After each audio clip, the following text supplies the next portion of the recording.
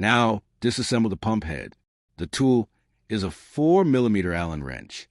Remove the 4 screws.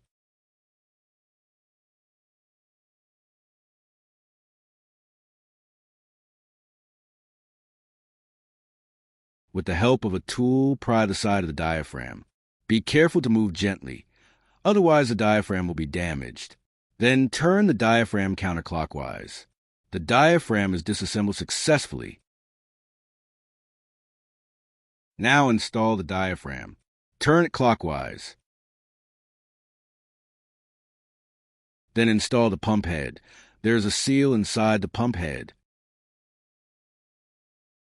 When installing, be careful to rotate the screws diagonally. The pump head is successfully installed.